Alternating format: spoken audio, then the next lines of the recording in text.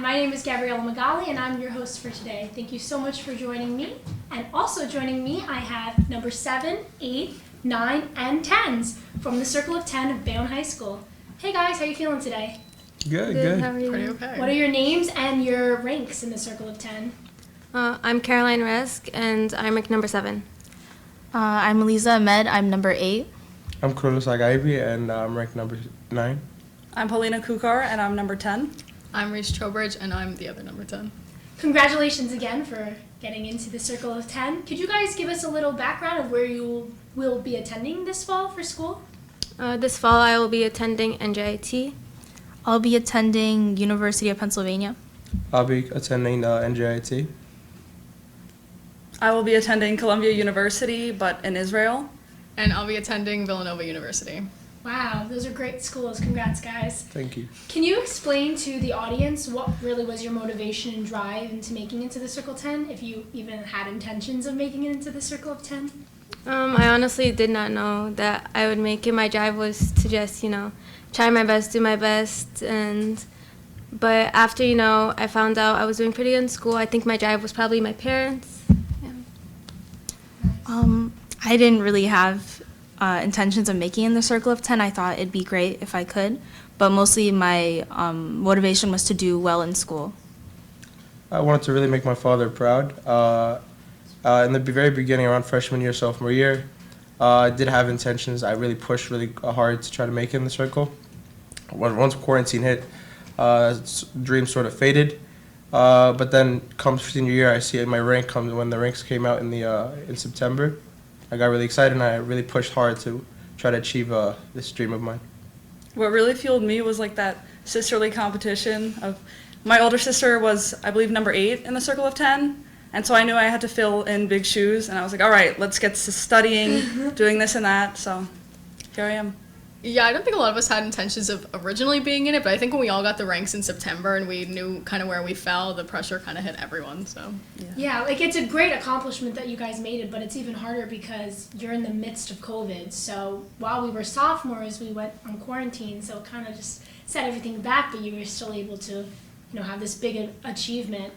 Reese, Paulina, you guys were both tied for number 10, which I don't think happens very often. Were you guys surprised by that? Did you kind of know you guys were both neck and neck? I'll start. I guess with ranks and things like that, it's all very precise. So a tie is very rare. It did happen my sister's year, actually. But I actually thought it was quite funny because Reese and I are good friends, so. I was just going to say, I had no idea. We didn't even know Paulina ended up being number 10 until right before the new ranks came out. But I think it works out really well because we are friends, and I think it's kind of cool. Yeah. Did you guys find out from your guidance counselors? What was the difference between your September rank and now? This one was, I guess, more dramatic because Mr. Baccarella was reading them off, and also it was in homeroom as opposed to when it's usually announced 8th period. So it did catch me off guard. Did you guys have the same ranks as last time? Did you move up? I was originally number 9, Okay. and then so I didn't move that much. Okay, but you still made it. So congratulations. Yeah, I was originally number 6. I was originally 11. Wow. Oh, yeah. Congratulations. Yeah. That's you. really good. And you guys all found out from guidance counselors? I found out sitting there in homeroom. That's funny. Oh, because we all get it in the beginning of the year. Yeah. You're right. That's very cool. Congratulations again. What were your guys' reactions? Sitting in homeroom, you find out you made, Circle of 10, top 10 in the entire class. What were you guys feeling? Honestly, when I heard my name, my hands were shaking. I was freaking out, and then my phone started getting blown up with congratulations. It was an amazing feeling. I'm very grateful. Honestly, I wasn't expecting much because I was 11. I was like, it's possible I could get in, but it's possible that I stay under 10. So when my name wasn't in 10 or 9, I gave up hope. I was like, looks like I'm not in the Circle of 10. But I was happy with my ranking. But then my name was in number 8, so it really caught me off guard. I couldn't imagine, you must have been thinking that you were maybe if I don't get 10, then I didn't make it, but then here at 8, I must have been Yeah, I was very expecting shocking. 10 at most. Yeah. Wow. I received my transcript in the start of the year. I looked at it. There's too much numbers on there. I get confused me a lot. So all I did was I looked in the person next to me. I didn't read anything off, but I saw I saw that we had like different transcripts. Mine had a bunch of stickers on it. Confused me really, but I realized when I read through it, I was like, I read the numbers up top. I was 7th at the start of the year, so I read that off and I was shocked. I tried to keep it on the low, but within a few minutes, I told like one person, like it just spread like wildfire. Word travels fast in this school. Yes, it did. Now, who do you think were some of the people in your lives that you like knew right away? I want to tell this person, like I need to share this accomplishment with. Like this is somebody who's really important to me. My little brother. Yeah, as soon as I got it, he was like the homeroom right next to mine. Oh, that's fun. So I just jumped up. I left homeroom before homeroom ended. I went over to his classroom. I was like, "Yo, I'm throwing. Check it out."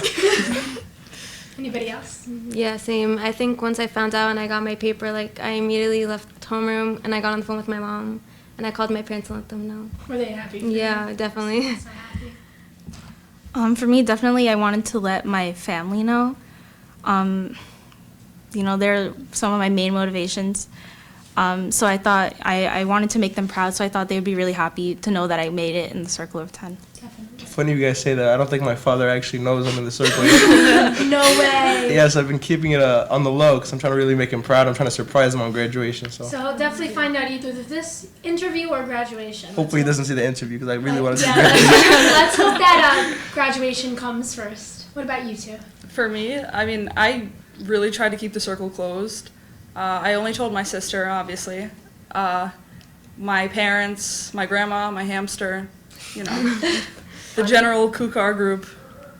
I was sitting next to some of my best friends, Amanda, who's in my homeroom. She's in the Circle of 10 as well. And we just looked at each other. We were like, oh, God. Like, because we knew the next couple months were going to be, like, so much pressure. So, and then, of course, I texted my mom and, you know. Amazing. That must have been so happy for you. My mom definitely wishes that she was one of those parents. It's not happening, Mom. What do you guys think were the biggest struggles for you these last 4 years, you know, trying to keep your grades up? What do you think was the main, you know, point of pressure to make it to this Circle of 10? I think personally that like the main struggle was definitely like with COVID, and it kind of felt like kind of hard asking for help, especially because everything was online. So, you know, taking honors physics and you being on a computer and calculus, it's like it's a different type of struggle. Yeah, I definitely agree with that. I think this year was the hardest. Like that post-virtual period, right after we came back from school, all the teachers were more understanding during quarantine. They were like, they understood all the struggles that we were going through because of the pandemic. But once we came back, they really pushed hard on us because they wanted to, you know, bring everything back on track, bring all the, you know, the classes back to what they originally were before quarantine. So yeah, that was a tough period. I definitely agree with that. Also a senior, when we were online, it was much more relaxed, I think, and coming back, it's definitely a harder time because you're trying to, you know, get back to that, you know, pre-COVID work ethic, and just, I mean, I had class with Paulina a lot last year, so kind of know, like, going from virtual to online must have been very difficult, and then still having this pressure, like, gotta keep my grades up, definitely. Would you guys like to thank any teachers or faculty or coaches for, like, helping you get to where you are today, not just in the Circle of 10, but as a senior, the person you are? I'd personally like to thank Miss David, the English 10 teacher. And I'd like to thank Miss Kalinowski. I had her 2 years in a row. She was an amazing math teacher. I'd like to like show appreciation for like all the teachers. I think they tried really hard, especially during virtual learning. It was hard for the students, but I think it must have been especially hard for teachers as well to keep students motivated during that time. I do agree. Yeah. I'd also like to thank the teachers who wrote my recommendations. Miss Schultz, I've had her for a long time. I take French with her. And Miss Kalinowski as well. Anybody else? Yeah, I'd like to thank Mr. Lombari and Mr. Murphy because junior year I nagged them a lot for like recommendations and summer programs, and they really helped me. They supported me. I'd also like to thank Ms. Kalinowski and Ms. Cortez, my Spanish teacher, because they really care about their students and they treat you like you're their children. They want you to succeed. They're always asking if you ate lunch, if you need extra supplies, and that really goes a long way. I agree. When you have teachers that make you feel so comfortable to be around them, they definitely make an impact in your life. Sorry, Risa, I almost cut you. No, it's okay. I was just gonna say, any teachers through COVID that kept their students motivated, especially like our AP teachers. Like, I know we had Mr. Lombari, and all those teachers, they really helped all of us. And then the teachers that wrote our recommendations, and yeah, I think any teachers that I've had, or all of us have had over the last 4 years, have really helped us get where we are now. Now, I know you guys have kept your grades up. You're in the circle of 10, but have you participated in any other clubs or activities? Can you just give us a list, some background information on you? Okay. I participated in Coptic Society for 2 years, and then this year I did Business Club, which I honestly really enjoyed. It's an amazing club. And I also did OSA that we had that freshman year. I know because of COVID, it kind of like, took a different turn, but I think that's it for now. I'm the secretary of the French club this year. I also did Science League for a few years, Science Club, Peer Leadership, and Interact. Awesome. I was on the BHS soccer team for the first 3 years. Senior year took like everyone a different turn. I did robotics. I was on the team for robotics for all these last 3 years, and the swimming team for all 4. Nice. I did girls soccer for all 4 years. I also did a little bit of mock trial, a little bit of basketball, golf. I jumped around, but when COVID hit, I mainly put a lot of my focus towards a website I coded, and it like employed several teenagers. So that's like where a lot of my time went. What website? It's called Teens Work, yeah. This is awesome. I never even heard about that. So can you tell us a little bit about the website? Yeah, so I made it in March of 2020, and I posted it on my social media. Some people thought it was a scam. Some people slid up, and they were actually being responsive, so I connected several kids to volunteer opportunities, and they were virtual because you couldn't do in person. And then other students to employment opportunities, because a lot of kids here contribute to their families' incomes, and it's really important that during COVID they stayed afloat. That's very cool, very cool. I've been a part of MultiUN. I'm the manager for both the girls and boys volleyball teams, but my main thing has definitely been student government. You're president. Yes. By that, how do you think balancing those activities with your schoolwork impacted you? Was it hard? Do you think that was like the main struggle to keeping your grades up? What are your thoughts on that? I think definitely like procrastination it's really hard personally because I procrastinated a lot, if I'm being completely honest, so I can't say I was a great time manager. But definitely like know your schedule, know your due dates. It did get hard at times, but at the end, like if you gotta pull an all-nighter, you gotta do what you gotta do to get your grades. Definitely been there. Yeah, it was the same problem with me, procrastination, and also sometimes it feels really tempting to just let one responsibility drop, just ignore something. But yeah. Yeah, Yes. couldn't have said it better myself. Everything they just said. Yeah, it's hard putting it all together, like managing the time. Oh, the all-nighters. Oh God, they were fun. They were fun. Yeah, because not only are you guys in AP and honors classes, that's just more work in itself right there. So having to balance that with after school hours, and I don't know, does anybody here have jobs? Like, do you guys work? So all that must be very hard. But let's stray away a little bit from the circle of 10 questions. I just want to get to know you guys a little bit more, also for our audience members. I think this is a topic that not a lot of people talk about, and like it's just kind of like seniors have to just kind of be okay with it. But we're seniors and we're graduating in June, starting a completely different life in September, something, a lot of people just kind of treat as normal. But for me, it's like, oh, people are going to have an identity crisis. You've been in high school for the last 4 years. How are you guys feeling about that, knowing that in a couple of weeks you'll probably never walk these halls again and everybody's going to go on their different paths? It's definitely bittersweet because a lot of the kids in my classes have attended elementary school, middle school with me. But it's also very exciting because, there's so many opportunities available to you. And although you're growing up and taxes and all these crazy responsibilities, it's still like a new adventure for you and a new slate. I'm really excited. I love meeting new people, so having a fresh start somewhere is something I'm really excited for. Like, we've known all these people for a lot of them since we've been in middle school. So moving away from them is a little scary and a little sad, but it's also fun to get a new fresh start somewhere. And I'm sure we all come back for semester breaks. We'll see each other. Definitely. What do you think were some of your fondest memories here at BHS? Some of, your favorite activities that happened, events? I think freshman year when we went on the trip with Miss Stamos to go see the dolphins. I think I really enjoyed that trip. That was probably one of my favorite memories. And I went with a bunch of friends, so it was nice. Nice. Anybody else? I'd say even the hallways, like there's always something funny going on. The bridge. Yes. There's always like, what I really like about this school is that the people here are so dynamic. Yes. That there's always a fun memory every day and, obstacles. I think that's something a lot of people don't talk about. It's a very diverse school. Yeah. So you may not get all the best kids in the world, but you'll definitely get a lot of fun memories, something to go home to talk about. I assume most of you go to school, since we already heard. Can you guys tell us a little bit about your major, why you chose that major? So my major, I'm currently undecided, but I am going into engineering. I think I really enjoy math. Math has always been my thing ever since I was a kid. So I took that as my leading point, where to steer, career-wise. And I love creating things. I like being able to have the creative factor as well as the math. So I thought engineering would be a great way to start. And from there, I could decide on what type of engineering I want to do in the future.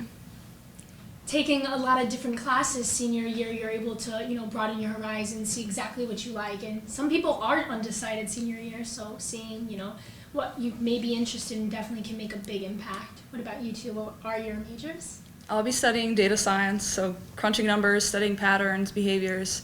Not only is it a fun job, but it's also a profitable one. So I think I'm going to roll with that for now and see if I like it or not.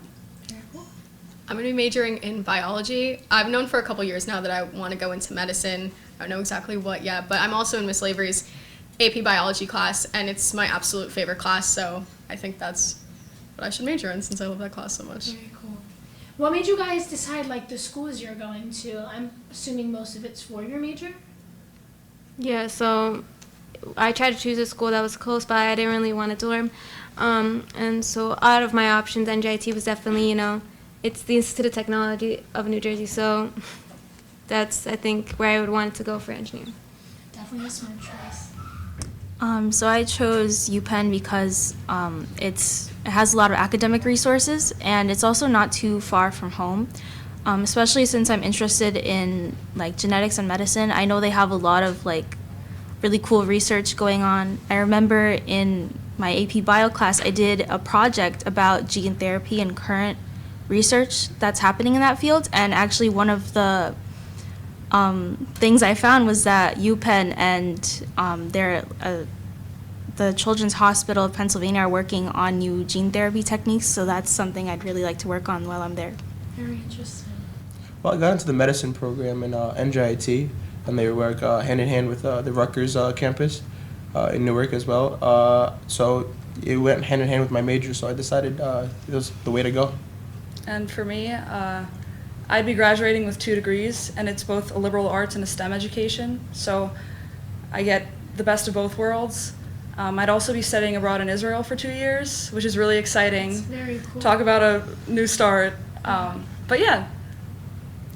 I toured the Villanova campus with a student there that's a biochem major, and she actually showed me the inside of the buildings and their research labs and everything that they have to offer, and it was incredible. So I knew then that was kind of the school that I wanted to go to. Definitely.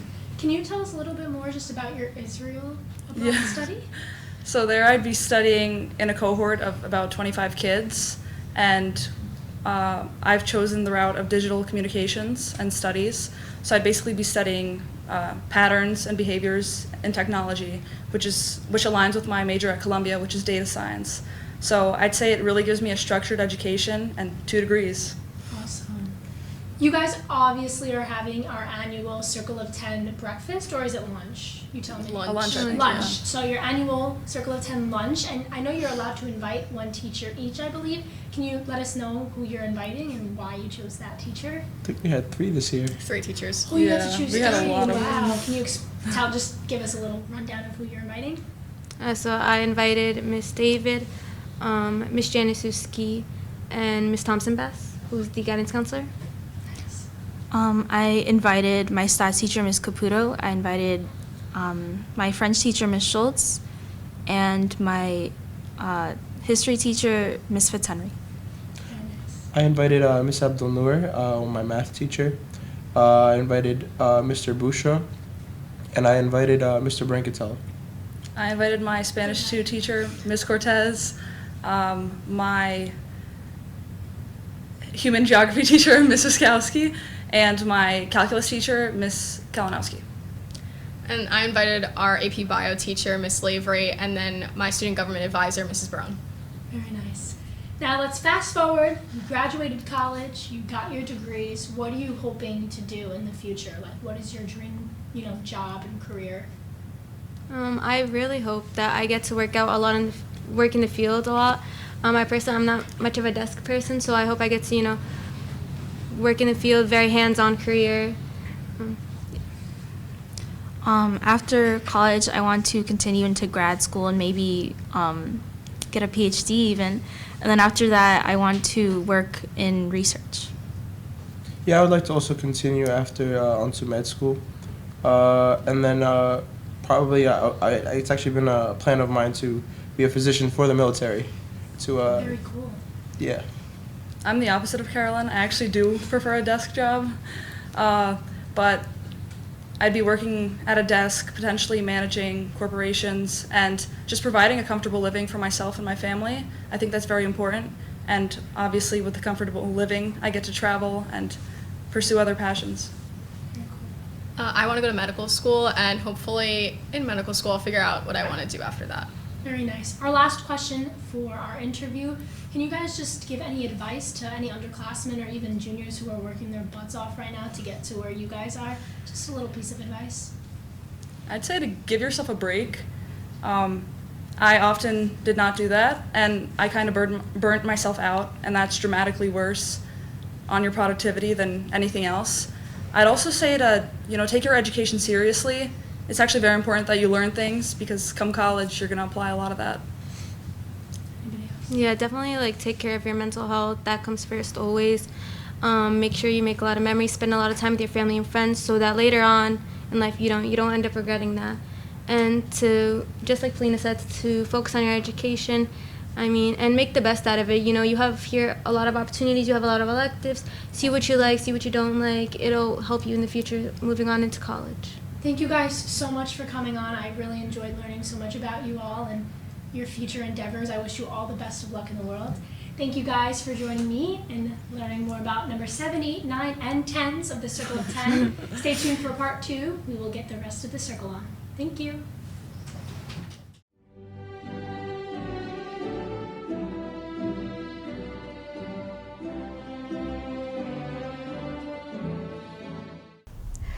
Hello and welcome back to our show. I'm here with the second part of Circle of 10. Would you guys mind introducing yourselves and telling me your rank? Hi, I'm Timothy and I am rank 3. My name is Michelle and I'm ranked at number 4. My name is Amanda and I'm ranked number 5. And my name's Ilaria and I'm ranked number 6. Amazing. What schools do you guys plan to be attending in the fall? I will be attending Princeton University. I'm going to be attending St. Peter's University. I'm going to be going to the University of Pittsburgh. And I'm going to Kane University. Very impressive. What was your motivation and drive to be a part of the Circle of 10? Well, I would say that my main motivation wasn't to be in the Circle of 10. It was more that of, I just wanted to be a good student. I just wanted to do well academically, and being in the Circle of 10 is just kind of a byproduct of that, you can say. Yeah, I agree. I feel like nobody really necessarily strives, freshman year, saying oh, I want to be Circle of 10. It's more or less just you try to work towards your personal best and just be the best student you can be, and it's a reward almost at the end of your 4 years to make it into the Circle of 10. But I wouldn't say personally that it was a goal freshman year. Yeah, I think we all just tried to do our best as students, and it's just something that sort of happened senior year. Yeah, and I remember my freshman year, my friend and I, we'd sit in our class and look around and be these kids are going to be the ones in the Circle of 10. We're going to know the kids in the Circle of 10, and then it ended up being us. So. Right. That's kind of interesting. That's a unique take. I usually think that someone would like have that goal and try to strive for it, but it's interesting how it's like kind of like a byproduct of like you guys just trying to like simply succeed in school. I think that's interesting. So how did you guys find out you were in the Circle of 10? Was it from guidance or like an announcement from Mr. Beccarella? How does that work? Like over the loudspeaker. Like it was all a surprise. Like nobody really knew when they were going to announce it, and that's the thing. It was like everybody was anxious because like senior year, it's like we all kind of have an idea, especially since they give us our ranks, like our tentative ranks, like in September. So like we knew it was gonna be like maybe end of February, maybe early March. It's like there was always rumors going around, like it's gonna be this week, it's gonna be today. Right. And then when we finally knew the day, we thought it was gonna be at the end of the day, but ended up being in the morning during homeroom. So that's like how we all found out. Right. Was there like an expectancy for like any of you guys to like, were you expecting to be in the Circle of 10 or no? I was praying that I'd be top 40. That was my goal. I was really crossing my fingers. I think after we all got our transcripts in the beginning of Yeah. senior year Yeah. and we all found out where we were ranked, that I don't think any of us. Yeah, it was sort of like expected that we were like, the only thing is like we thought maybe some of our ranks might change, but we still thought that we would be within the Circle of 10. Right. What were your reactions when you found out that you were in the Circle of 10? Relieved. There's like a lot of pressure that not only like your family might put on you, but also like the friends around you and like definitely everyone in class might be expecting it. So just to like have it over with and for people to stop asking, it's definitely relieving. Yeah, it was just nice to finally know. It's like months of just like assuming like your rank is gonna be a certain thing, and like when it's finally like confirmed, it's just like you can take like a breath of fresh air and be like, oh, finally, like now this is the end of like kind of like the end of like my high school chapter. Like not that I didn't continue to like do schoolwork and take tests, but it's like once that was finalized, it was just like It's like you made it. Yeah. Like, yeah, I get it. Yeah, and like I said, like I was praying that I'd just be like top 40. So when they handed out like the transcripts in homeroom, like he gave it like upside down, and like this is still when we wore masks. So like I flipped over my paper and like all my friends saw that my eyes widened. They're like, what happened? Like, when'd you get ranked? And like we're expecting me to say like 23, 24, Right. and then I just like held up the fingers and I said nothing, and then the room just started. Yeah. Wow. Yeah, I feel like the support is also like it's just like a really good feeling, especially since it's like all these years, all the hard work we've put in, like to have like your whole homeroom just like clapping for you and just cheering for you. It's just like it's a surreal moment, honestly. Right. Talking about shared experiences, would you mind kind of elaborating on how the people around you shared your accomplishments with you? I would say like when I got Circle of 10, the first thing I did, I wanted to text my sister because she was also in Circle of 10 in the class of 2019. So it was just like two things that like she understands the feeling of like the joy of being in it. So it's like as soon as like I knew, I just wanted to tell her. Yeah, and my friends, like whenever a teacher would say like, "Oh, congratulations to the Circle of 10" or whatever, my friends would be like in the back of the room, like, "Hey, by the way, like Larry's also in Circle of 10. Like, make sure you acknowledge her." And like they were really supportive and like wanted to make sure that like my name got out there. Right. So actually, in going back to our homeroom experience, it's like I had 3 people in the Circle of 10 in my homeroom, and so you just heard as the list was going on, there was clapping, and there was more clapping, and then more clapping. It was just like it was. A lot of people were very happy. Of course, we were all very happy, so it was just nice to have. Yeah, 2 of my really good friends are in my homeroom, so them being happy and me being happy, it was just a nice experience. Oh, well, I'm happy for you guys, even though it's kind of like belated now. What do you think were the biggest struggles and hardships these last 4 years while working to be the top of your class? I would say COVID, like not necessarily like the sickness, like getting sick with it, but the idea that like everything changed so much, like virtual learning, like a lot of the teachers put in the effort to like make virtual learning as like similar to in-person learning as possible, but there was still a lot of like roadblocks. There was like you can't convey everything as you do in person as you do online, and I think that was one of the biggest struggles, was just adapting and just like trying to learn virtually and retain that knowledge. Yeah, not having that teacher in front of you that you kind of have to report to. I think a lot of us, like our work ethic just kind of went down the drain. Like it was so hard to motivate yourself. Like you'd rely on like your friends and each other. Like you guys would be the ones motivating each other instead of a teacher kind of driving you guys. Right. There was also struggling with activities after school and like the balance of all the homework and then going to the activity and doing that every single day. It's really tiring, and it definitely I think led to some of us being burnt out. Yeah.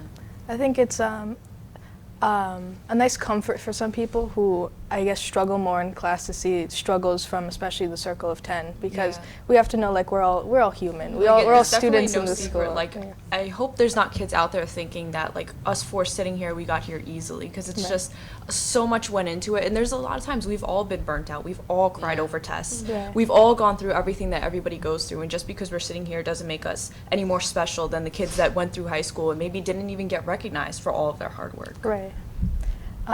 Do you have any teachers or faculty you'd like to thank in particular for the achievements you have now?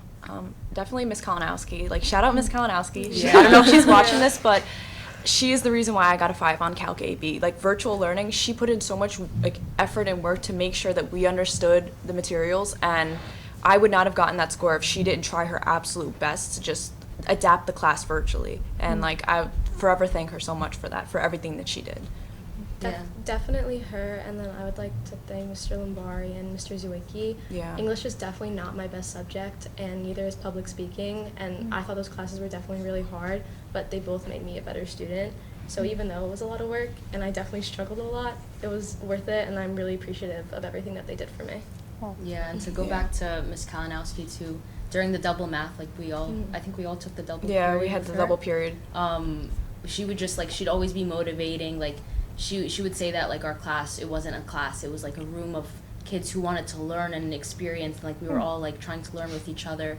And I remember I was taking calculus, I wasn't even in her class, and she stayed with me like after school virtually to try and teach me some stuff. But also Mr. Hart, I just took him because I needed an elective that was in art to graduate, and he was virtual, and he was hands down like so fun. I looked forward to his class every single day. He had like a theme song for our class that he'd play in the beginning of every class. He'd like sit and try and talk with all of us. He'd try and throw like virtual parties. Like he really, really tried to make sure that like a lot of the kids in his class were struggling. He just tried to make sure that his class was a safe space and something to look forward to, and it was. Yeah, and for me, it's like, well, you guys probably wouldn't have the same opinions. You guys never took Latin. Okay, but for me, Mr. Jacobs and Miss Aloya is that I've been with them the past 4 years. So all 4 years, every day after school, I'd be here until like maybe 4 or 5 or 6 p.m. And they just always helped me and everyone else in the clubs that we're in. And I'm really have a lot of appreciation towards those teachers. Yeah, and I just have to shout out Miss Caputo too. I know I've gone to her so many times this year just complaining about stuff, and she's always been there to like listen and give me advice too. Oh, well, it's nice to hear. I love when students give feedback about their teachers. My favorite part.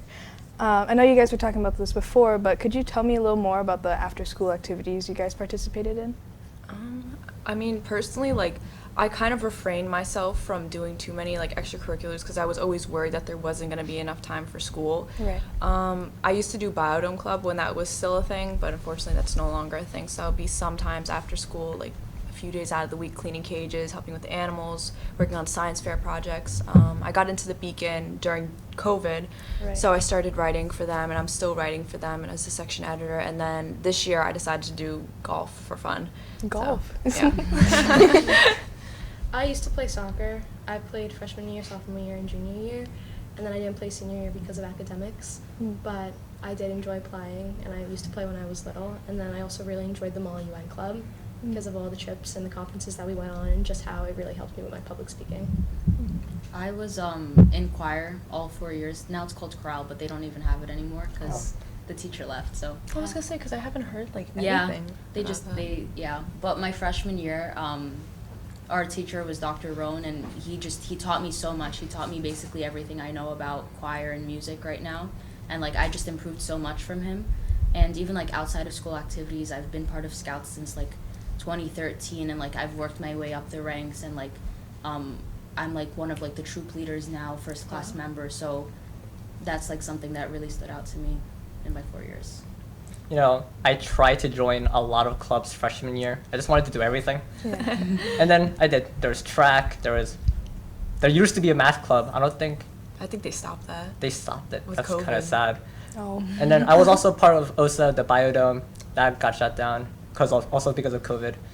But like in the end, I said it before, 2 clubs consumed my life, robotics and Latin. I'm just there every day. And so, I mean, I'm happy for it, so.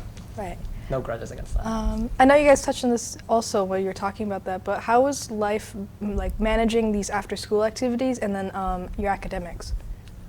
Honestly, like right now, like I'm doing golf and it started like maybe 2 months ago. Like it started like ending or like mid-April or early April, I forget. But if this were any other year, junior year, I would not have been able to handle it. I feel like it's unfortunate that a lot of us have to give up certain things to strive academically, but like realistically, I would not be able to handle what a normal workload is, coming home from practice like later, coming home from a match at like 7:30.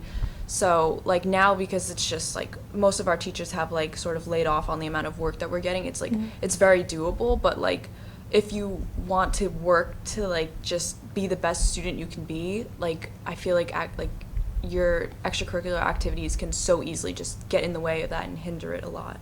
Right. Yeah, and like we all mentioned earlier, like reaching the circle of 10 wasn't our goal. Our goal was just to be good students. Because I think we all put academics first before our activities. So it always comes with sacrifice. Yeah, that's a very good way to put it. Do you have any regrets regarding that? I wish I would have joined the Beacon freshman year. Like, the main reason why I did it is just 'cause I was like, oh, I don't know if I have time for it. There's just so much stuff going on. But, like, I wish that I would have started earlier and continued it. Because, like, I just always had that fear that I wouldn't be able to balance my academics out. But it's like, I would have, like, you could find time for certain things. It's just, like, it's not like it was a sport. Like, I know that sports was out of the picture with the amount of time, like, that I had available. But, yeah, that's... I wish I did more clubs. I wish I like branched out and saw what I liked freshman year, and then sophomore year is when I continued the ones that I did.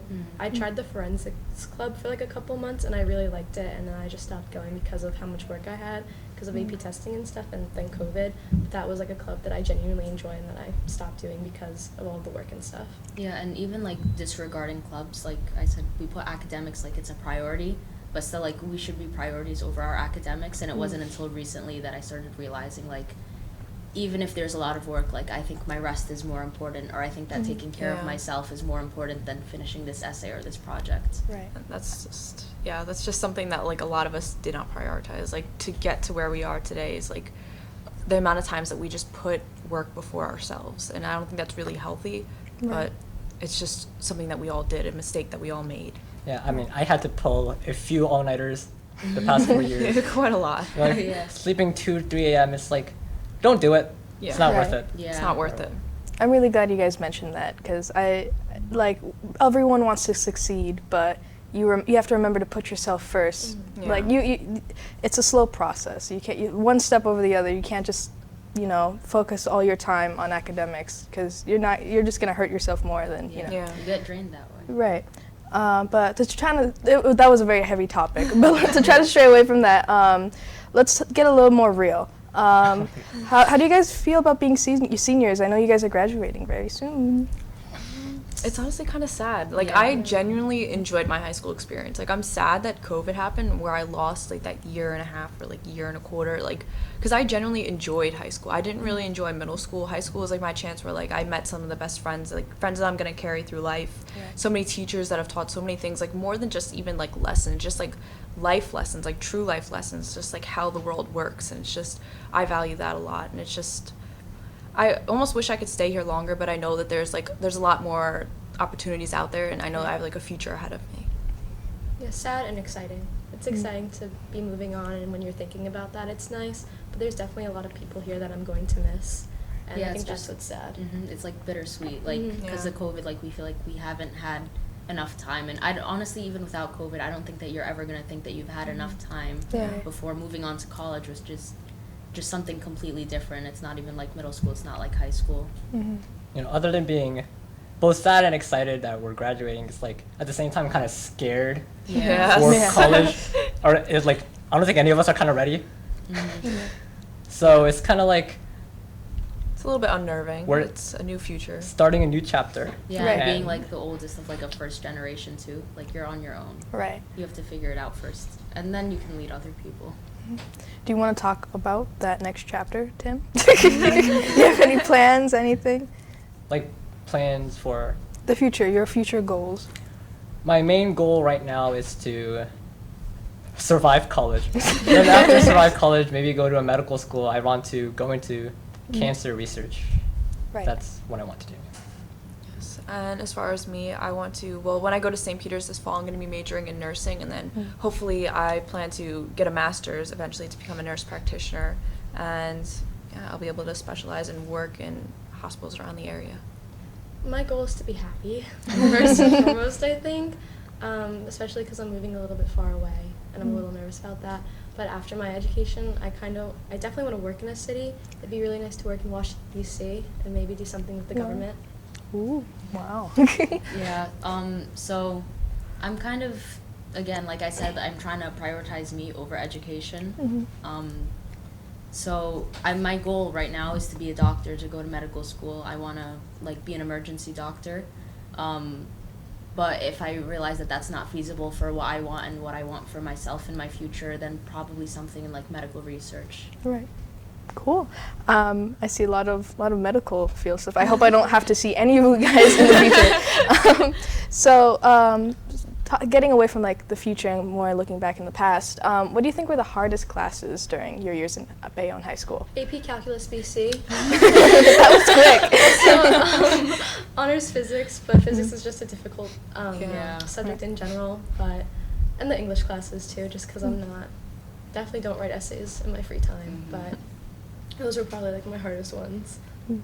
Yeah, we mentioned that the double math was like one of our favorite classes, Yeah. but I feel like that's because like we worked so hard to do well, so like we felt like we were being like rewarded, but it was so hard. Like I remember staying up, one of the classes that we'd stay up to study for tests and stuff, and just like practice together, but it wasn't like a bad experience. It was just very challenging and hard. I assume most of you have taken AP classes. How are the AP tests like? I haven't taken one yet, maybe next year, but I'm like, can you tell us a little about them? I mean, as far as math is like, you kind of know what to expect, because there's like past exams online which is like, that's how we practice. We just go through past exams, and it's like, you know the type of questions to expect. And like personally, I can't speak for everybody, but I like think that they're relatively the easier exams to take, because it's just like once you know it, it's just like you're filling in and just going as quick as you can to get all the answers down. History, because I've only ever taken 4 different exams. I took Calc AB last year, A-Push, I guess it's just A-Push last year. A-Push, I'm not a fan of writing a lot, so the fact that we had to write for short responses and long responses, like, I just hated it. Like, I hated it so much, but you still have to get through it at the end of the day. I mean, if you're somebody that likes writing, then you might enjoy one of those type of exams. Not enjoy. I don't think anybody enjoys the AP exams, but you might like find that to be like an easier exam for you. Bio this year wasn't too bad. It was like multiple choice and then open-endeds. I did not like the open-endeds, but it's just, I mean, as far as like compared to the courses, I feel like the courses do prepare you pretty well. Especially like the math and the bio courses, I felt very well prepared. Right. I think it just depends on the AP test that you're taking, because obviously, like, if you do work outside of the class, you're probably going to do like better like ensure a better grade. But it just depends on like which class you like more, like which subject is easier for you. Those are probably the ones you're going to do better on. Right. Yeah. There are some AP classes you will take that are very fast-paced. There's just too much material that you can't just do before May on test taking. So I took AP Physics 2 this year, and we went by really quickly.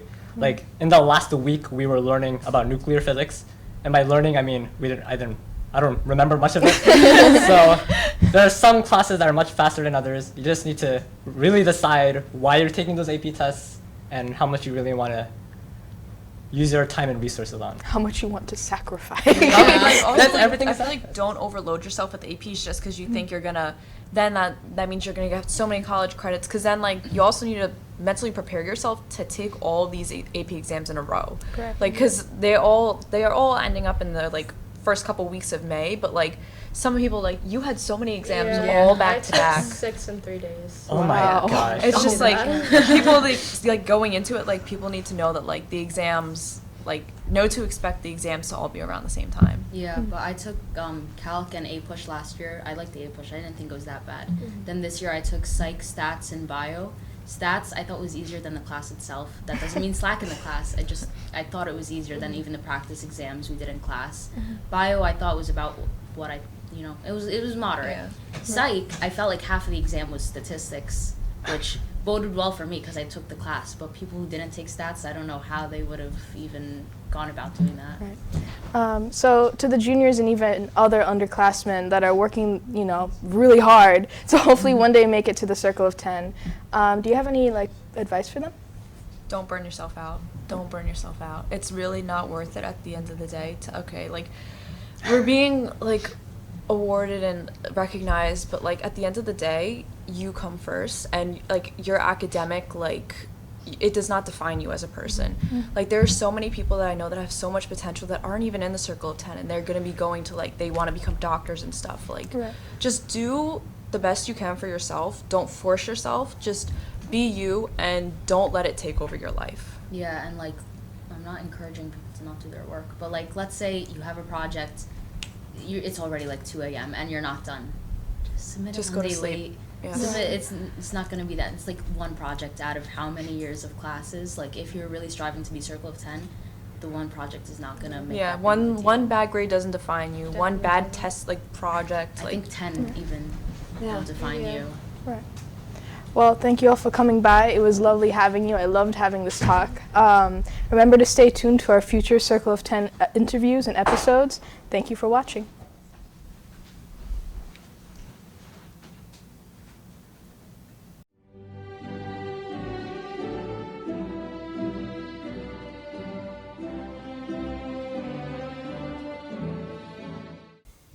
Hello and welcome back to our show. I'm here sitting with another member of our Circle of 10. Hi, what is your name and your position in the Circle of 10? My name is Soham Pal. I'm number 2, or the valedictorian of Bayonne High School. Congratulations again on your placement. Thank you very much. Can you please tell our audience what school you will be attending in the fall? I will be attending Rutgers University. I got accepted into the Honors Academy at the School of Engineering, and I'll be studying computer engineering. I was also accepted into NYU off of the wait list. Awesome. Can you explain to us a little bit why you chose that specific major? Well, I've always been interested by computer science and computer engineering.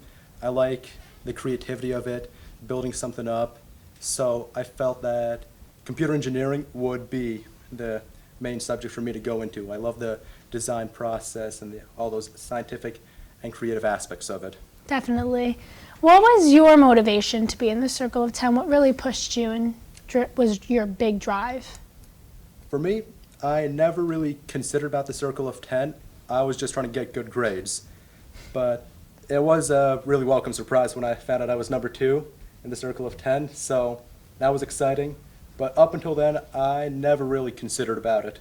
I was just about to ask you that. How did you find out that you made it into the Circle of 10 and also that you were a salutatorian? Well, really, they just tell you on the transcripts when you get the unofficial transcripts back in October. But then I hear it again on the announcements. On that day, they announced the Circle of 10, so that's a really fun moment for me. Now, when you got your transcript in October, was it also number 2 in the class, or were you a different number? I was number 2 in the class then, too. So you were able to keep it, because I know a lot of people, it fluctuated for them, they had to change. That's really cool. When you found out about getting into the Circle of 10 and being salutatorian, what was your reaction? And who were some of the people that you wanted to tell right away? Well, I was really happy that I got into the Circle of 10. I knew I was probably going to be high up, but I never expected to be in the Circle of 10, so that was really fun. I wanted to tell all my friends, of course, so I told them about it and told my parents when I got home. And I just told other people as they asked me about it. I never really went around announcing, oh, I'm number 2 in the school. Yeah. If they asked me about it, I would just tell them. Yeah, it's good to be humble, but it's also nice to share that accomplishment with the people that have definitely helped you the most. What do you think were your biggest struggles and hardships the last 4 years while working to keep your grades up? Oh, well, the pandemic was one of those moments where it was definitely tough. I'm not going to lie, I did enjoy the comfort of doing it from home at first. Yeah. Because you get to lie in bed, do your classes all day, and it ends early, but you also learn a lot less because the classes are shorter, you're not paying as much attention. Definitely. So it does become tougher. You have to start to study independently again, really focus on understanding the subjects more. That's what really got me through the junior year. Yeah. I think with COVID, being in school, you have more of that teacher help, but at home it's really like it's all on you, and you really have to try your best, especially when you take honors and AP classes. It's all on you to keep your grades up, and you don't get that in-person instruction, so it could have been much harder for you as well as the rest of the Circle of 10. Absolutely. I know the teachers, they tried their best. They did the best they could with what they had and the time they had available, but there just wasn't that much time available, Yeah, you know? definitely. They were working with a lot of constraints.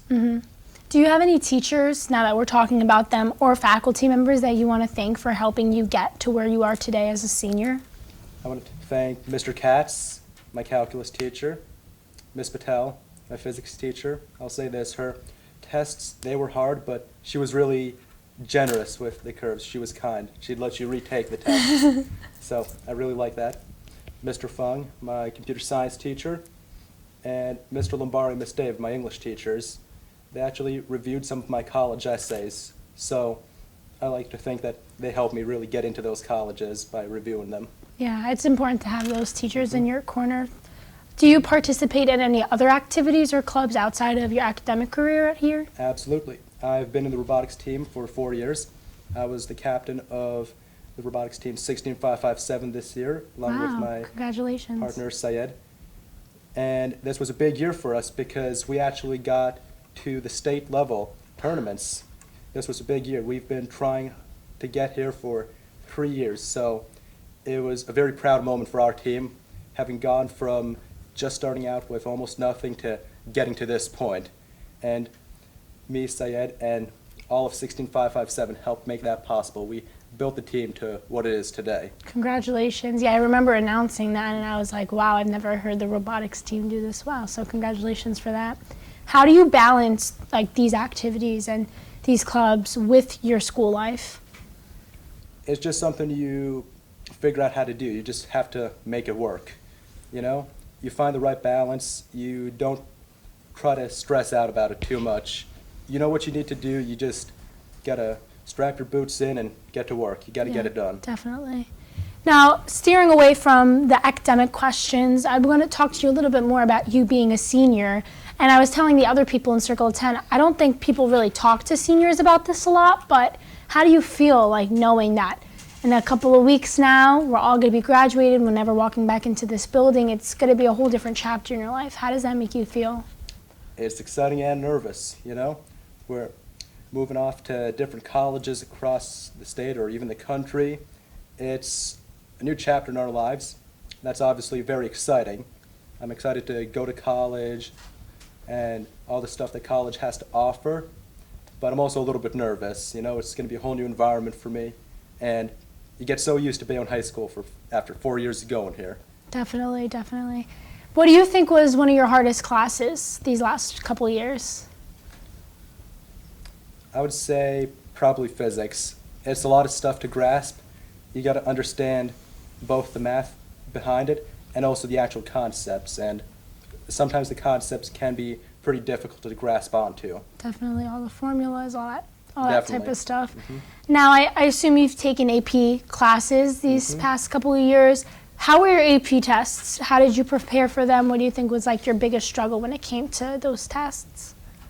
The AP exams, well, it is pretty much like most other tests. Most of our teachers actually prepared us for these exams from the beginning, giving us AP questions to practice with. So that actually made the exam a little bit easier. We knew what we were going into, what we were going to expect, and we kind of figured out College Board's little tricks to try and trip you up during the exam. Yeah. So you do enough practice for it. I remember the month before, that's when I started to seriously study for the AP exams. And then you just go ahead and take the exam. Most exams are pretty straightforward. It's stuff you studied for, stuff you prepared for, and you just have to go through it. It's a long test. You have to keep your focus through all of it. Definitely, yeah. The only test I'd say was definitely hard was the AP Physics exam. That test was really hard. The multiple choice, that was a tough one. Yeah, I could imagine, especially with being one of your hardest classes and then having to take it on advanced placement test. Now, I know every year the Circle of 10 has a breakfast and they get to invite teachers. Are you guys still having that this year? Yeah, it's actually lunch. It's a lunch this year. Yes, they actually corrected me, and I just completely forgot. Now, what teacher or teachers did you invite this year? I'm inviting Mr. Fung, Ms. Patel, and Mr. Proctor. Now, why those three in specific? I know you talked about two of them already, but why Yes. those three in specific? Well, Mr. Proctor is the weight room instructor, and he's a cool teacher, so I wanted to bring him over. Was he a little shocked that you invited him? Not because he's not really an academic teacher, so did he take a little surprise to it? I don't know what his reaction was to it. That's funny. What are your career goals? What do you think that you're going to do after Rutgers? You got your degree in bachelor's. Are you going to go back for your master's? Are you going to go right into working? I think I'm probably going to go pursue a master's degree first, and then I'm going to start looking for jobs in the computer engineering field. What is like your dream job? If you could pick one job and you're like, this is something that I'll be very happy with for the Dream rest job of my would be life. working in Google. Really? Yeah. Why does that interest you? Working in Google is probably the dream for every computer scientist or computer engineer out there. It is definitely one of the best tech jobs out there. It's very nice, and it really boosts that creativity. I feel like Google really embodies that sense of creativity and innovation ever since its start. That's very cool. That's a big dream to have. That's very cool. How do you think you as a person, set aside your academic career, how do you think you as a person has changed since your last graduation in 8th grade? You've been in high school for 4 years. What do you think are some of the biggest changes that you've dealt with? Excuse me. What, coming into freshman year? Yes, and in these last 4 years of school. Well, coming into freshman year, it was really the problem of just, it's a bigger school, it's a new environment, but it's something you get used to very quickly. I remember just after maybe a few weeks, like, it's just the same usual routine. But over the past 4 years, I'll say this, I feel I've gotten a lot more social and really expanded the social circle.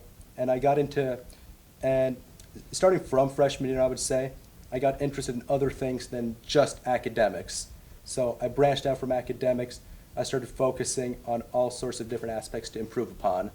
Like what? Can you explain some of those? I started focusing on physical and mental health a lot more, especially over the pandemic, which I know is a time when mental health was not the best for everyone. Yeah. So that was a good time to actually start focusing on it and improving it. Definitely. And I also got involved in a lot of extracurriculars, robotics being the biggest one. Can you explain to us some of the other extracurriculars that you did? I took part in something called Shore Bowl. I did Physics Olympics and a few other competitions here and there. That's I just very took part cool. in. Yeah, I always tell people it's important to get involved in high school because if you're not, then you have literally no memories and there's really no purpose to after-school activities. Absolutely. Activities are probably where you make some of your best memories and your best friends. Definitely.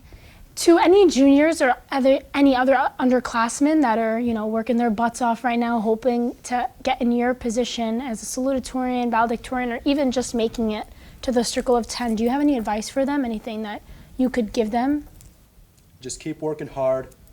Don't stress too much about it, okay? Focus on doing the work, not on the destination. Definitely. Now, what do you think you could say to any of the people that are thinking about coming to BHS? Those 8th graders? I'd say BHS, probably one of the best high schools you can come to. I know that I came here to Bayonne High School, and looking back on it, over these past 4 years, I'd say Bayonne High School is definitely my absolute favorite high school here, because I remember back in 8th grade, everyone was excited about going to County Prep and High Tech. We were one of the very few in our class. Exactly. So I know that we were kind of disappointed. I know some of us were disappointed that we couldn't go into those schools. But looking back on it, I'm really glad I came to Bayonne High School. Yeah, because definitely. the opportunities here and the teachers here, they are outstanding. And if I had to choose again, I would happily choose Bayonne High School. Yeah, I think for a lot of people, it's like the grass is always greener on the other side, and when you get here, you realize that there is a lot to offer, and you don't even know if you'd be in the same position if it was any other school. So, yeah, it's really important that you make the most important decision and best decision of where you're going to continue your academic career. What are some regrets, do you think, that you've had the last 4 years? Something that you wish I could have done that better, I wish I would have focused on that, something that maybe other people can learn from you? I choose to live life with almost no regrets. Yeah. But I'd say, really, I would have gotten involved in activities more in freshman year. I didn't take it too seriously that year. I only really got into it sophomore year. I feel like it would have been a good decision in freshman year to really have gotten involved in robotics rather than just go like 1 or 2 days a week. Yeah. Now, as a senior, we've had a lot of things that have happened, a lot of special events, homecoming and stuff like that. Did you ever take part in any of that stuff, going to those things? Yeah, I went to prom last Friday. How did you like it? Did you enjoy it? It was pretty good. It's really more about the memories. Definitely. Yeah, I agree with that. Thank you so much for coming by. Do you have anything last remarks that you want to say to anybody watching this right now? Anybody you want to thank? I'd like to thank my parents for supporting me all these years, and I'd like to thank my wonderful teachers here at Bayonne High School, and I want to thank my friends. I have some of the best friends I could ask for, so thank you. Now back to Rutgers and the school that you chose to attend in the fall. Can you explain to us a little bit why you chose Rutgers and what was your decision process like? So I got accepted into a few colleges. I got Rutgers, NJIT, Rensselaer, Stevens, and also later NYU. So really the decision I was making was based off of just location and also the academics. So I knew that all the schools had pretty good academics, but when it came down to location, I knew college like Rensselaer, which is in upstate New York, is 2 hours away. Yeah. So it's not easy to come back home. But Rutgers, it's 45 minutes away. I can drive home whenever I want to, but it's also a nice place where I can actually dorm there. It's got a nice campus and everything. Plus the academics are really great. I knew that the Rutgers School of Engineering was a very good place to go to. And to top it all off, they gave me the Honors Academy, plus the scholarship money that comes with it, which Yeah. made Rutgers a very good choice. So I know NJIT and Stevens are both engineering-based schools. How did you decide to push those two schools away and really focus on Rutgers? Because I know all three of them have really good engineering programs. Was like the final decision, was it that scholarship? Well, I visited all of the schools. I actually went to the open houses to learn more about them and the academics. And from what I saw, I felt that Rutgers would academically be better than Stevens. And as for NGIT, it's very much a commuter college, and while I could drive over there, I feel like it would be a lot more convenient just living on campus. Definitely. And Rutgers is much more built for that. I know some people definitely go back and forth whether to dorm or commute. In this case, you chose to dorm. Are you excited about living on your own, or is that something that makes you a little nervous? I'm excited. I think I'll do well. Good, good.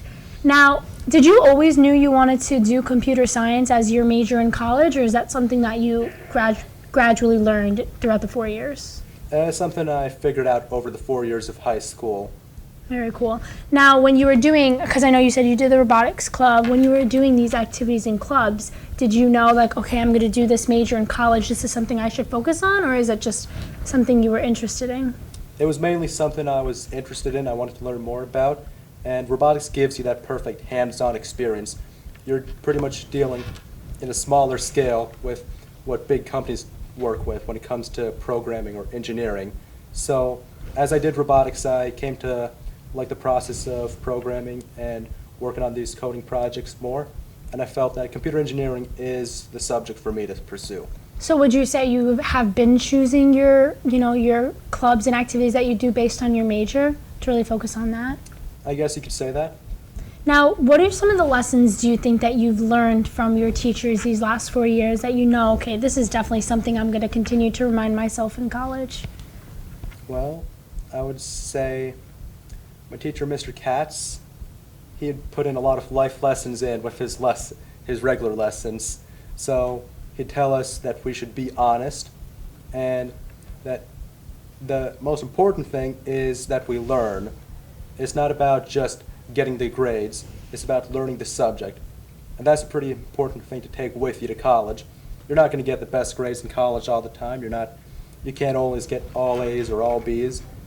But as long as you learn the subject and understand it, that's the important part, because you learn the skills you need to get the jobs you want. It's definitely a different ball game too. Once you get to college, it's not going to be as easy sometimes as high school seems to be. I know, like especially seniors, we slack off towards the end of the year and like, oh, the year's over. But then when you get to college, you're like, wow, this is like the real stuff. This is big stuff, and I need to get. You're getting ahead pushed of the into game. college, and when you still got that senioritis in Yeah, you. definitely. I'm already starting to feel some. What do you see for the future at Bayonne High School? What are some things that you hope they add to it or improve once you leave? Something that you wish that could have been done when you were here? I wish they'd add air conditioning to all the rooms. Definitely. But it gets us out of school sometimes. There's got air conditioning in some rooms, but most of these rooms, they're just way too hot in the summer to not have it. Yeah, definitely. Anything else? I'd say Bayonne High School's already doing pretty well. I feel like they should definitely manage their budget well. I know I heard rumors of a new building being planned to add on, and personally I don't think that's a very good idea. Can you explain more about that? I know they actually plan to put it where the tennis court used to be. This is, Oh, yeah, I don't know if Yeah. they're still doing it, but I I did don't know hear if they're that. doing it or not, but that's what I heard. But if they are doing it, I think that's a bad idea. I know they I'll let them spent know 2 that you years said on that. that. I'll let them know that you said that. I'll let them know how I you think they'll feel. watch this and find out. Now, what legacy, this could be academically, this could be socially, or even the activities that you've been doing, what legacy do you think you'll leave behind when you graduate? Something that really impacted other students? I think I'll leave a pretty good academic legacy. I've been a good student for these 4 years, so got salutatorian. That's a very big thing to Yeah, achieve. Definitely. And I know that's going to be my legacy. Now, you were talking about how you have the best friends that you could ever ask for, and I know some of them because we all went to grammar school together, but who do you especially want to thank, or who has impacted you to continue to, be the best version of yourself? I'd Shout-outs. say some of my friends, Syed, Timothy Sim, Karolos, and David. They've definitely helped you these last 4 years. Yep. Yeah. Okay, that's so great. Thank you so much, Soham, for coming by. It was lovely having you. Remember to stay tuned for our valedictorian. She will be on next. Thank you so much, Bayonne. Good night.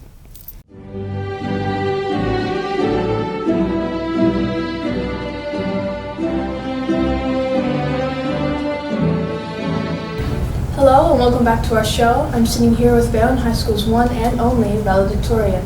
Would you mind introducing yourself? Sure. My name is Catherine Kaczynski. My friends call me Katie. And yeah, I'm the valedictorian this year. Great to hear. What schools do you plan to attend to in the fall? This fall, I will be attending the University of California, Los Angeles. Can you tell us a little bit more about the school? Sure. So I decided to attend UCLA. I'll be majoring in business and psychology, so I'll be double majoring. And I chose UCLA because I really wanted to go out and get the city experience, and it's the biggest public university in the country, and it's got a great research program, so I'm excited to see what's to come. Very cool.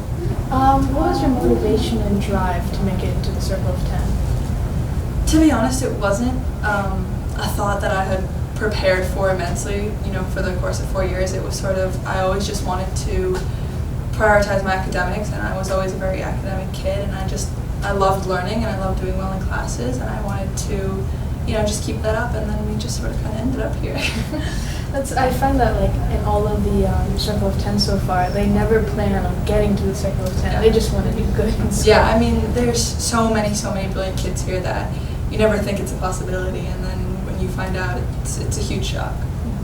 How did you find out you were in the Circle of 10, especially as valedictorian? Did you hear over the announcements, or did you get from your guidance counselor? How did that work?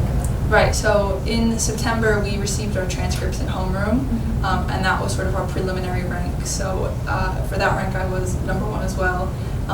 But then, since then we had to keep up our grades to make sure that for the mid-year rerunning of the rank, that, see if we would move or not. And for that rank we found out over the loudspeaker through Mr. Vaccarella.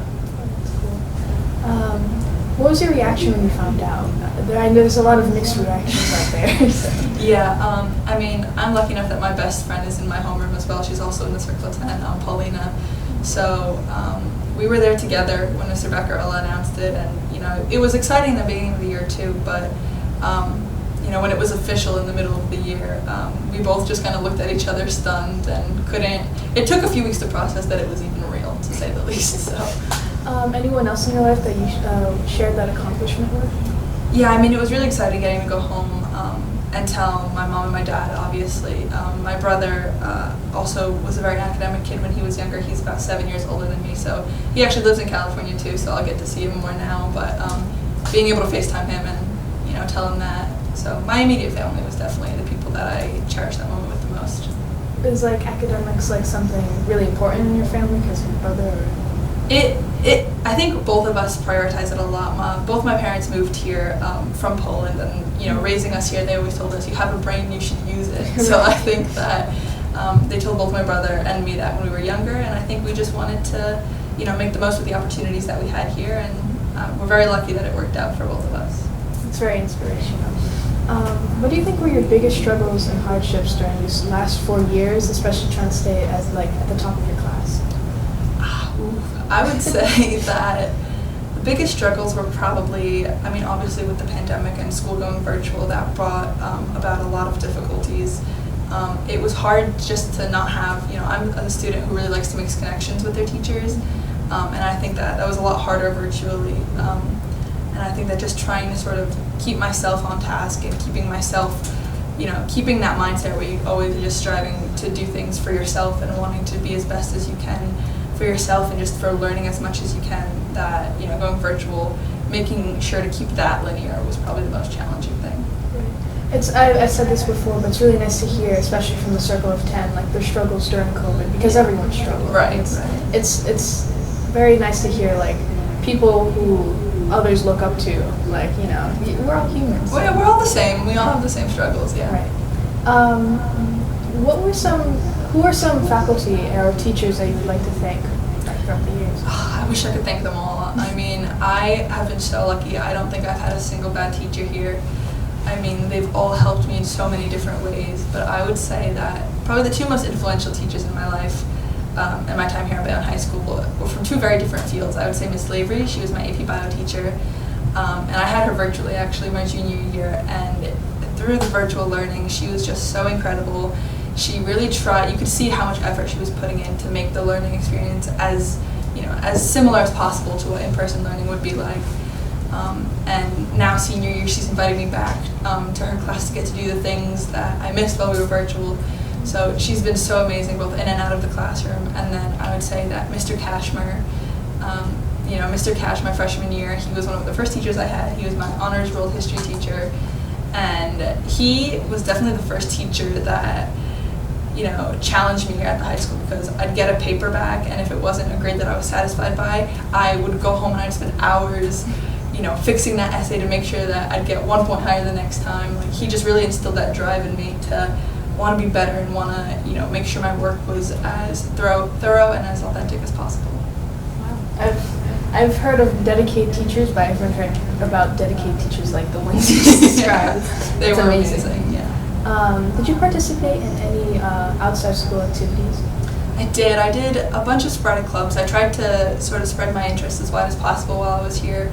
So there were some clubs that I did my freshman and sophomore year, some clubs that I did my junior and senior years. But the one thing that I did throughout all my years here at Bayonne High School was the girls volleyball team. And I spent every living day there every fall. And then, Miss Longo is my coach. I cannot thank her enough for everything that she's done for me. She's been so amazing. And she actually inspired me to start doing club volleyball as well. So that took a lot of time outside of school. But apart from that, my earlier years here, I did OSA, so I did some scientific research with Ms. Stamos and Ms. Aloya, and that was so much fun.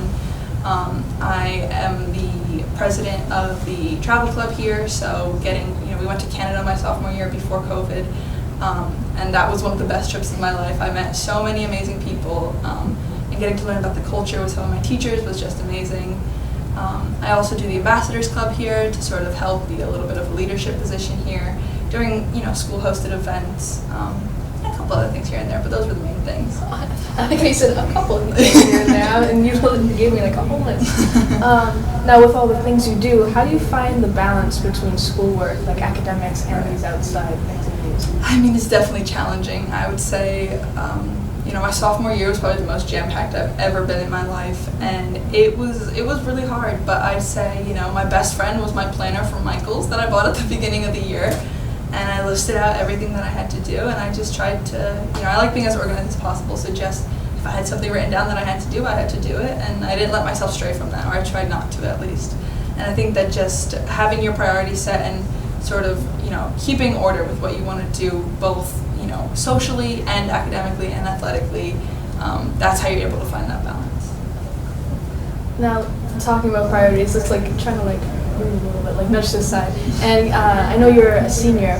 How do you feel, going on to the next stage of life? Yeah, I kind of had that realization in my French class the other day. Actually, I was sitting with one of my friends, and she mentioned that there were half days starting next week, and it was like, oh my God, that's it. We're in the last 2 weeks of my senior year, and it's so surreal. I mean, this year has felt twice as long as I think any other year has felt, just because we were gone for so long, for a year and a half at home, and that in itself is crazy to think about, that a year and a half of high school spent at home. But it really is so surreal to be here and be finishing right now. But I think that looking back, I have so many fond memories to look back on, and I think that once you start looking back at those memories, you really see how long it has been and how much you've done in that time. Now, besides those memories, how are you preparing yourself for the future? How am I preparing myself? I'm just sort of trying to, going into, at least at UCLA this fall, all of our majors are I have a pre-business and a pre-psychology major. So, you get to sort of get there and get to school and feel things out first. And I think that's what I'm most excited for, We have, at Bayonne High School here at least, we have the 4 main core subjects. So I'm excited to really branch out, try some management classes, or try, something else that I haven't really done before, and just be able to do more than I've been able to do before, and, see where that leads me. Achieving that, well-roundedness. Right. The freedom to, UCLA's campus has, I think, 45,000 kids on it, so just being able to do anything and everything is super exciting. Now just tell me, what do you think was your hardest class at Bayonne High School? It's a shockingly easy question, to be honest. It would definitely be my AP Physics class that I'm in right now, actually. I've always been, I would say my affinity for school has always sort of been in the natural sciences, and physics was the first mathematically based class in the sciences that I had to take. And I always like to say that, math should stick in math and science should stick in science, and physics forced the two together. And Ms. Patel has been so incredible in, helping me sort of guide that. But it's definitely been a challenging year that's required me to, step back and sort of reevaluate and take my time to try and do my best in. And with physics, you're able to see the best, not the best, well, both of those worlds. Both worlds collide, yeah, for sure. Now, like you said, you were taking an AP class. How do you've taken AP classes before? Yes, my entire time here.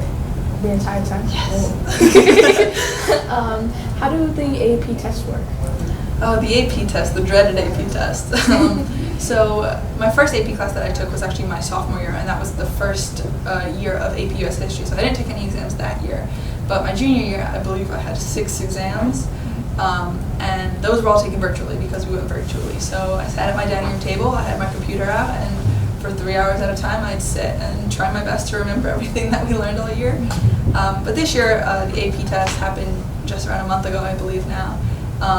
And we came into school, we sat in the board meeting room, and some of my tests had 30 kids and some were just 4 of us. So my classes have, very different sizes, and some I had just 1 a day, sometimes I had 2 a day, so I was locked in a room for 8 hours. But yeah, it was difficult to try and, because they're testing you on things you learned back in September. So it is really hard to remember, but trying to study a little bit beforehand and just trying to make as many connections as you can with everything that you've learned. It worked out in the end. At least I hope. We'll find out. Now, I know today today was the breakfast. Yes, today was the luncheon. Oh, the luncheon, right? I forgot. Yeah. It was lunch. Who did you take? I took Miss Longo, my volleyball coach, because she's sort of been my guide outside of the classroom my entire time here at BHS. And then I took Miss Lester, or as I knew her, Miss McGee, when I was a freshman. She was my bio honors teacher. And she was just she was always a nice fresh face to sort of, get away from the stress of school. Every time I had her 8th period, so it was a nice breath of fresh air at the end of the day. So I figured there'd be no one better to bring. And then I also brought Dr. Bransfield. He's my current AP Euro teacher. I see him every day, 0 period, bright and early, 7:55. And he has been such an amazing teacher. He's taught me more than I think any class has. And he's just been so incredible. So I had to bring those 3. Oh, that's very sweet. So what do you, besides college, what do you plan on your career in the future? Right, so I think I'm going to see where my majors take me, but I am very interested in both business and psychology.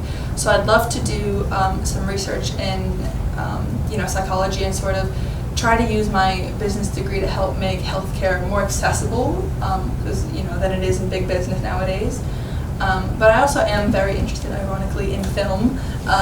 So I do want to see if I can maybe minor in film and see if I can also tie that in somehow to my business degree. So I'll venture out and explore a little bit, but that's what we're looking like now. You never know. Maybe with, focusing a little bit on film, you'll find like something. Yeah, maybe I'll be back here in a few years. Who knows? Now, to juniors, even other underclassmen, what advice do you have for them, for those trying to strive to get into the Circle of 10? I would say, I know it sounds ironic, but don't focus on it as much. I'd say, go through high school, focus on your academics, prioritize them, but have a good time. I think I hear so many people, fellow classmates in the Circle of 10, kids from previous years, who say that they regret not going to a football game or not having a good time. And I made sure my entire time that I always wanted to do that. I was like, if I was free on a Friday night, I would go out instead of, maybe studying like I should have. But it all works out in the end. It always does. And just to try not to have any regrets. If you want to do something, do it. Obviously prioritize whatever it is you want to prioritize, work towards your goals. But as long as you do that, if you work towards your goals, you'll end up happy. So that's what I would say. Now, speaking of regrets, I have a question particular for you. Do you have any regrets? And especially, would you have wished you had told your freshman year self anything in particular? I don't want to say I have any regrets. I think everything that I've done has helped me learn a lot. And has been so influential in making me the person I am today. But if I were to tell, freshman Katie anything, I'd probably tell her to stress a little less. I mean, if there was some way of telling of how many times I checked parent portal through all 4 years, it would not be a healthy number. So I would say that don't stress as much about that. Do the best that you can, obviously, study, do everything you can, but there's no need to stress over something that's once it's out of your control. Right. I think stress gets the better of all of us. Yeah, for sure. How did you really limit the activities and club you did these last 4 years? Because I know you've done a lot, as you said before. And how did you limit them to what your major was going to be?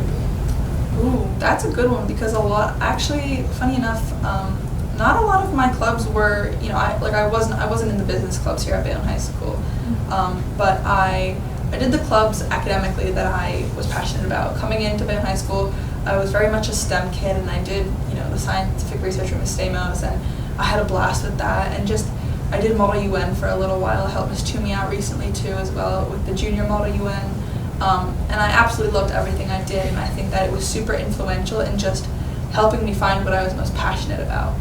I did, on the side, not with Bayonne High School, but outside, I do some concert photography.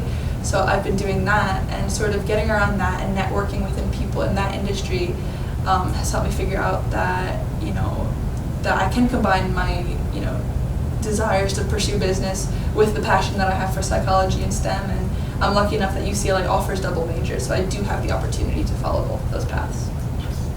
I find that very encouraging because I'm always, as a sophomore now, I'm always conflicted on if I should do this because I want to pursue this in the future. So it's it always figures itself out. Just do whatever you want to do in the moment. That's what I was saying.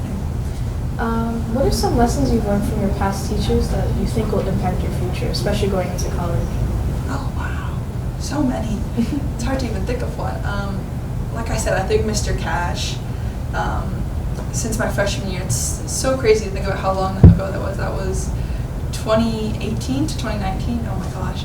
But he, he just told me and inspired me to, he never told me that I needed to do better or, be the best, but the way that he taught his class and structured his lessons, it was always so informative and so educational, and it made me myself want to do better. And I think that, you know, sort of approaching education from that indirect perspective helped me, you know, figure out that you need to have your own initiative and you need to want to pursue what you want to pursue rather than just, you know, doing what anyone would tell you to do.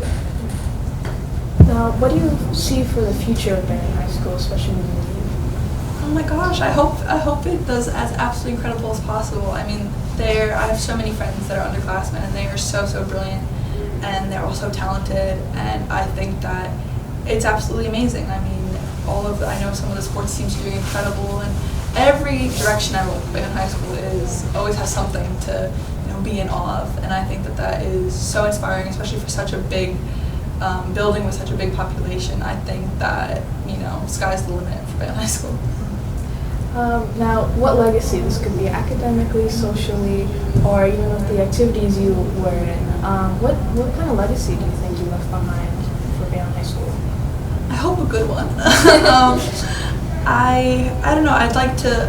One thing that I've heard a lot is that people are surprised when they hear, you know, how much I prioritize academics, because I am a rather social person. I'm not crazy social, but I do like to have a good time and hang out with my friends, and I think that that's so important. I hope that, you know, at least I can inspire some people to realize to, you know, live your life and do what you want to do, but also enjoy it so you don't regret anything, and just stay positive. My motto is just, you know, smile as often as you can, because, you know, even if it's someone in the hallway that you don't know, there's 3,000 of us here, but just smile, have a good time, don't be too hard on yourself, because, you know, the day always passes and there'll always be a better one coming.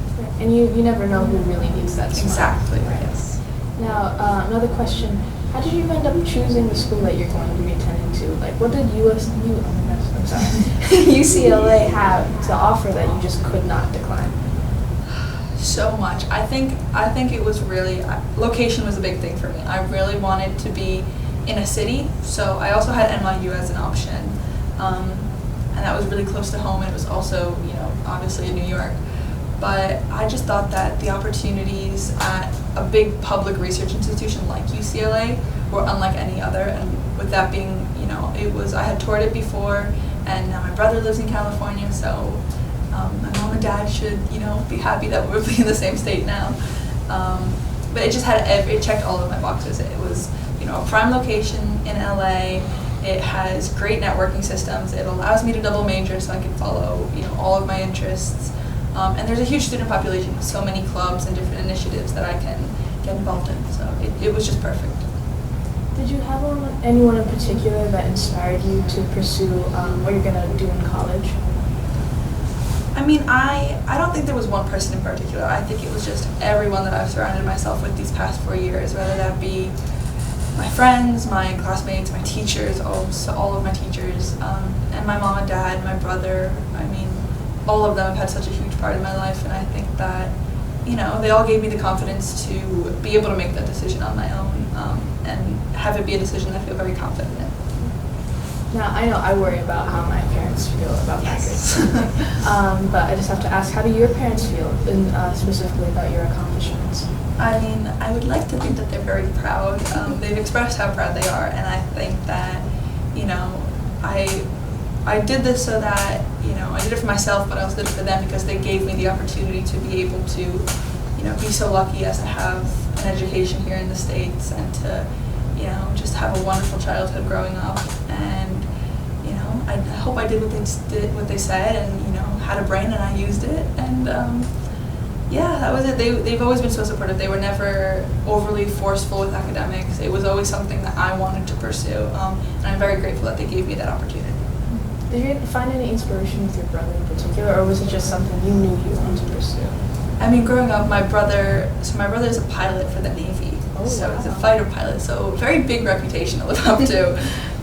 You know, I was always so admiring. He's living the life of Top Gun, you know, like in the movies, and it's so cool to watch and, you know, be surrounded by him. And I think that at times maybe there was pressure to be like, oh, that would be really cool. I have to be as impressive as that.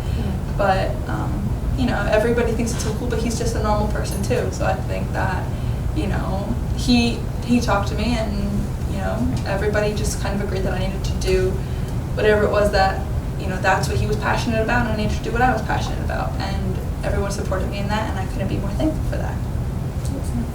Now, seeing your brother, as he got older and seeing where he is now, where do you see yourself? It's like in 10 years, let's say.